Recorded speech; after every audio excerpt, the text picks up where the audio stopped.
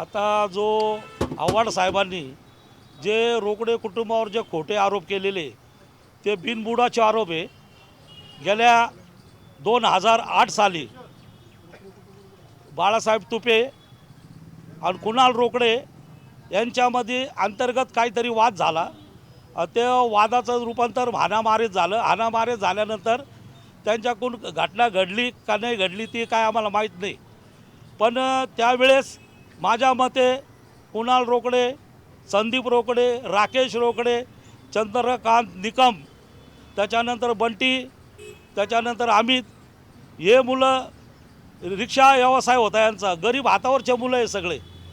तर त्याच्यात आज जे आव्हाड साहेबांनी जे खोटे नाटक आरोप केले, त्यांनी सांगितलं का कोण आता तो खरात, त्या खरातचा आणि मुलांचा काय संबंध? सामान्य कुटुंबातले हे रिक्षा चालक मुलं होते आणि मी त्या मुलांचा चुलता आहे। तर आव्हाड साहेबांना माझी एक विनंती आहे का असे खोटे नाटे या दलित मुलांवर असे आरोप करू नका। दलित समाजातील गरीब कष्टकारी मुलं आहे, त्यांनी 2008मध्ये हे घडल्यानंतर 2 वर्ष सेंट्रल जेलमध्ये राहून आल्यानंतर कमीत कमी 7 ते 8 वर्षांनी त्यांनी कोर्टाने त्यांना निर्दोष मुक्त केलेले। गरीब घरातले मुलं असल्यामुळे खोटे आरोप असल्यामुळं ते कोर्टातून निर्दोष मुक्तता झालेली आहे। आत्ता आम्हाला कळालं का त्यांनी रोकडे यांचं बाळू तुपेच्या प्रकरणामध्ये असे खोटे नाटक आरोप केलेले। तरी मी सर्वांना विनंती करतो की आव्हाड साहेबांचे एकदम खोटे आरोप आहे म्हणून। कॅप्टन खरात यांनी ही हत्या घडवून आणली, त्यांनी थेट रोकड्यांचं नाव घेतलं नाही, मात्र त्या प्रकरणात तुमचे नातेवाईक होते, मग हा संबंध जोडण्याचा प्रयत्न होतोय यांच्याकडनं। मला हे समजत नाही सर, गेल्या 20-22 वर्षे आले या प्रकरणाला। त्याच्यातले अर्धे आरोपी जे निर्दोष सुटले होते ते अर्धे मय्यत झालेले। त्याच्यात कुणाल रोकडे मय्यत झालेला आहे, संदीप रोकडे मय्यत झालेला आहे, चंद्रकांत निकम मय्यत झालेला आहे, असे बरेचसे लोक त्याच्यात मय्यत झालेले। आणि कुणाल रोकडे तर आजारीच होता, आता 8 महिन्यापूर्वीच वारलेला आहे। संदीप रोकडेचा 2-2.5 वर्षापूर्वी नगर जिल्ह्यामध्ये ॲक्सिडेंट झालेला आहे। चंदू निकम बी आजारीच होते, बेडवर पडूनच ते वारलेले। तर मला हे समजत नाही का आव्हाड साहेबांनी का दलित मुलांना खोट्या याच्यात अटकावण्याचा का प्रयत्न करू आले हे मला। कॅप्टन खरात जो आहे, कॅप्टन खरात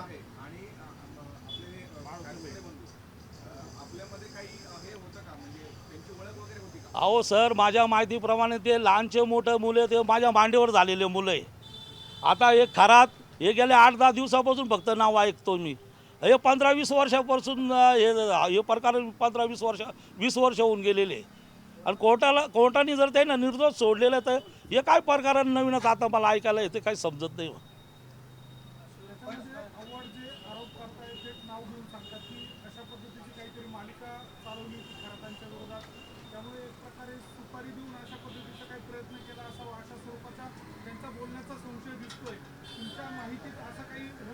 हो सर, तसं काही नव्हतं। हे डॉक्टर बाबासाहेब आंबेडकरांच्या जयंती उत्सवानिमित्त कटआउटमुळं हा वादिवाद झालेला होता। जे पॅलेस स्टेट बँक चौकात लावतात त्याच्यावरून हे दोघं संघ मित्रच होते, बाळू तुपे आणि कुणाल रोकडे दोघं मित्र होते। त्यांच्यात आज कटआउटवरून थोडं शिल्लक गोष्टींवर वादिवाद झालेला होता। याच्यात खरं तर ह्या व्यक्तीचा काही संबंधच नव्हता। हे खोटे नाटक आरोप आहे ना, बिनबुडाचे आरोप हे आता हे करताय आव्हाड साहेब। खराचं अस्तित्व नव्हतं तेव्हा, खराचं अस्तित्वच नव्हतं तेव्हा। हो, खरं गेल्या 4 दिवसापासून तुमच्या मीडियाच्या ह्याच्यातून तो आता आम्हाला ऐकायला यायला लागलं तर खरात कोण आहे म्हणून। हे जे गुन्हे त्यांनी आता केले 20 वर्षापूर्वी कोणता खरात आणि कसला खरात होता? ओके।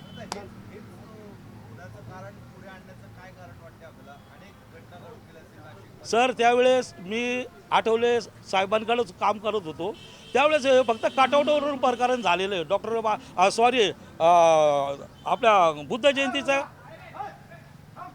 बुद्ध जयंतीच्या कटआउटवरून त्या कुणालमध्ये आणि बाळूमध्ये काहीतरी कटकट झाली होती, त्याच्यावर हे प्रकरण झालेलं आहे।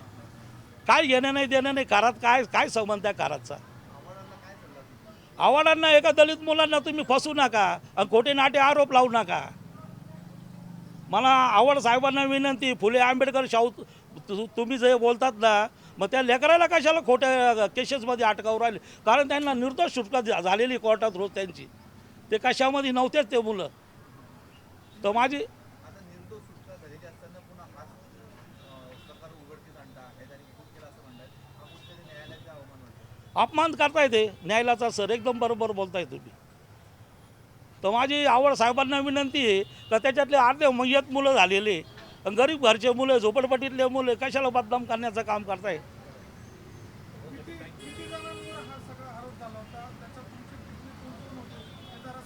सर हे एकूण 9 ते 10 जण होते.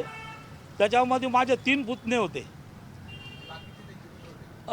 हो, त्यांचे मित्र रिक्षावाले मुलं होते. ते सगळे निर्दोष सुटलेले गरीब घरचे मुलं होते सर ते.